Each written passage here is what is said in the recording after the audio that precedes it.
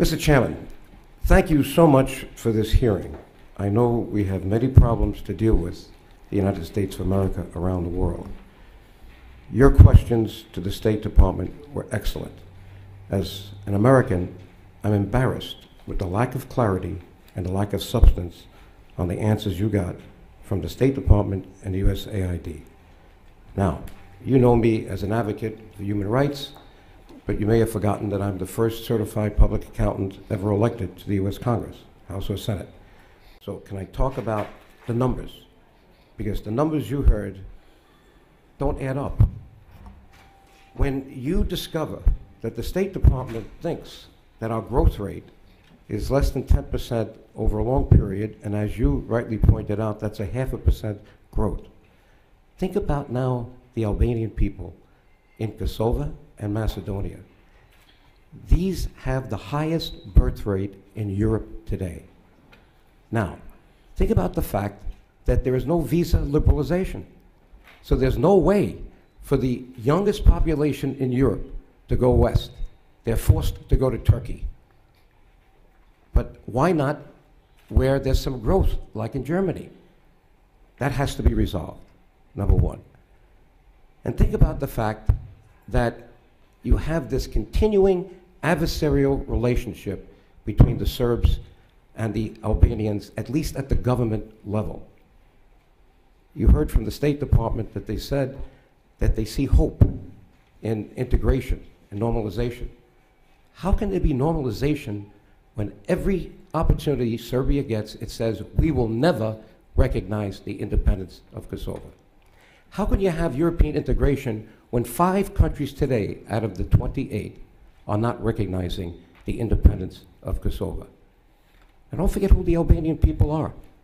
They're the most pro-American, most pro-democracy, and the most tolerant people in terms of interreligious tolerance in Europe and perhaps the world today. They share 4 religions. There's even synagogues. Recent one was built in Albania. So you have Orthodox Christians, Roman Catholics, Muslims, and Jews. They intermarry. This is not a reality for the rest of Europe. This is what we should be supporting. These are the people that are the people on 9/11 from Kosovo and Macedonia were crying, walking with candles in the street, while the Serbs, the Greeks, Montenegrins, and Macedonians, ethnic Slavic Macedonians and whatnot, were dancing in the streets. I just want to remind you, Mr. Chairman, who our friends are in the Balkans. You're continuing in a great past of great chairmen. We started the first hearing with Dante Fasel, a Democrat, then Gilman, then Hyde, then Lantos, and now you.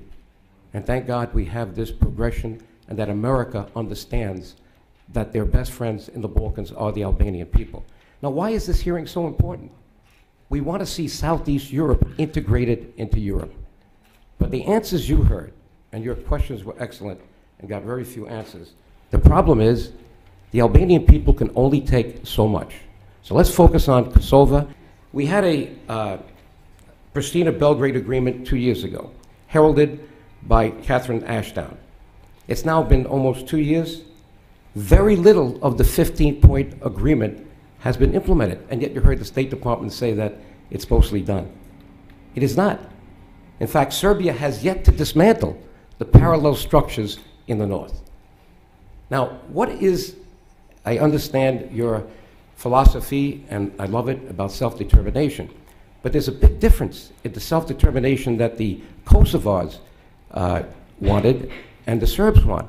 Kosovars were under a genocidal maniac called Milosevic. And a lot of that is continuing today, this racism by the Slavic Macedonians and Slavic Serbs.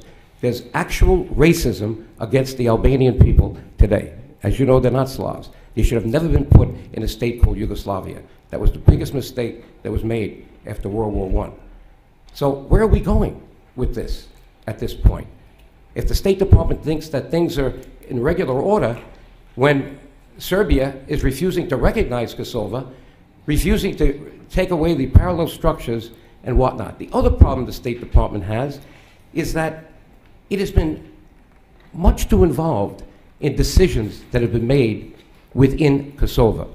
For instance, there was an election. There was an impasse.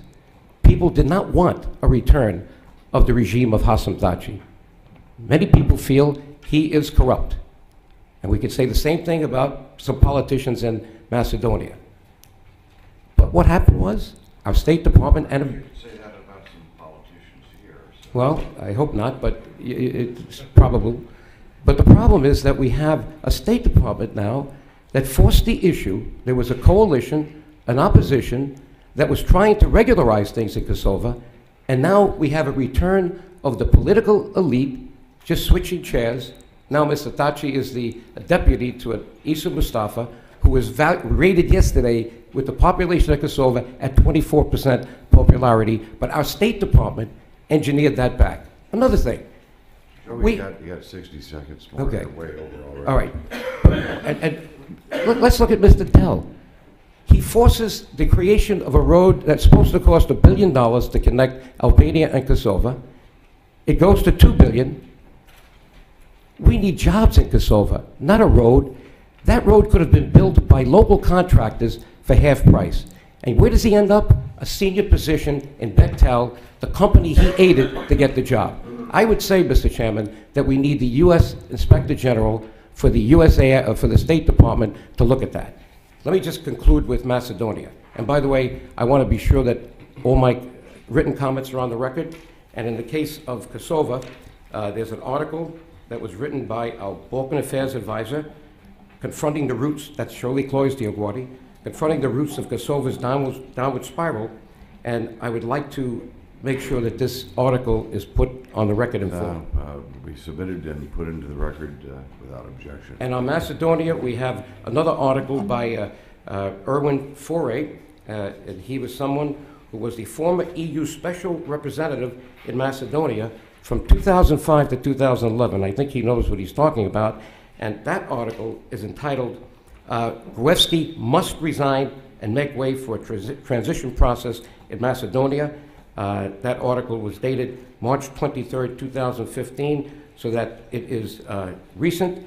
And the alleged corruption being talked about in that article is incredible. The article will be put into the record at this point without objection. And let me conclude just on the 2 points, Kosovo and Macedonia. It's in my written comments here, but I'd like to make just one concluding comment here on both. Regarding Kosovo,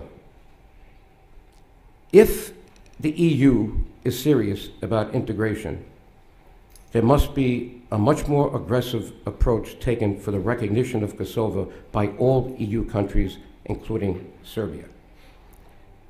Regarding Macedonia, Albanians need to be treated as an equal partner in a state that does not have an ethnic majority. No majority. You have Bulgarians, you have Slavs, and you have the Albanians. But in that state, when it was formed, the Constitution in 1992 was formed as a Macedonian state. And that still wrinkles the Albanians today because they are not treated as equal, and that's a big problem. The only other option, Mr. Chairman, is federalization. It was talked about back in the early 90s, but what Albanians would need if they didn't get a constitution that treated them as an equal state-forming group, they want federalization that will allow them administrative, social, and financial control over their own destiny as part of a Macedonian federation of Albanians, ethnic Albanians and Macedonians. The problem we got in Macedonia is so simple, it's black and white. Macedonia is an apartheid state in the middle of Europe. The Albanians do not live with the Slavs. They live separately, but unequally. And this is the problem today. And now you have Mr. Gruevski being exposed by his own opposition Slavic leader as one of the most corrupt leaders in Europe. And the poor Albanian people are sitting there trying to figure out where we fit in all of this. Joe, thank you for your testimony. Thank you so much for this opportunity. 60%, when you talk about the young people of Kosovo and Macedonia, you're talking about 60% unemployment. Think about that. When you're talking about the young people in the province that is in southern Serbia, annexed illegally in 1956 from Kosovo called Preševa, the Preševa Valley. 3 towns, Preševa, Medveđa, Banjanos. The unemployment is 90%. Now, how much longer can the Albanian people put up with this kind of isolation, no jobs, with the highest birth rate in Europe? This is why the United States has to continue to be present aggressively in the Balkans to protect them. They have American values. They are the most multi-religious, tolerant people in Europe.